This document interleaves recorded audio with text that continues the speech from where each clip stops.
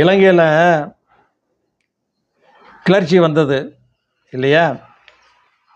ராஜபக்சவே துரத்தி அடிக்கப்பட்டார். அவர் பயந்து போய் நேர இந்தியாவுக்கு வந்துட்டார். அடைக்கலம் கொடுத்தார் பிரதமர் மோடி அவர்கள்.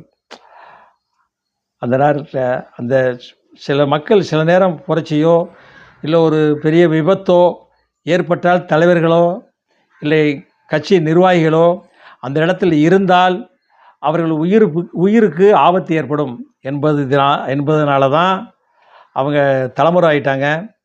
ஏன்னா அரசாங்கம் என்ன செய்கிறது என்று வெளியிருந்து பார்த்து கொண்டு தான் இருக்கிறார்கள். மீண்டும் உதவிகள் செய்வார்கள். இந்த பிரச்சனைகள், போலீஸு வழக்கு, நீதிமன்ற வழக்கு இதெல்லாம் சமாளித்து வரணும்ல. வெளியே வந்தால் தான் உடனே பிடிச்சி உள்ளே வச்சுருவாங்களே. அதுக்கு தான் தலைமுறை இருக்காங்க.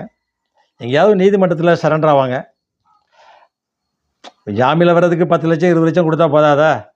வெளியே விட்டுறாங்கல்ல. கோடியாக செலவழிக்கிறதுக்கு இதெல்லாம் சாதாரண விஷயம் தானே. அவங்க நான் கொலையாக பண்ணிட்டு போயிருக்காங்க. விபத்து நடந்திருக்கு, அது சரி பண்ணணும். இழப்பீடு தாரேன்னு இருக்காங்க. பார்த்துக்கலாம். அடுத்த வேளையில் வரேன்.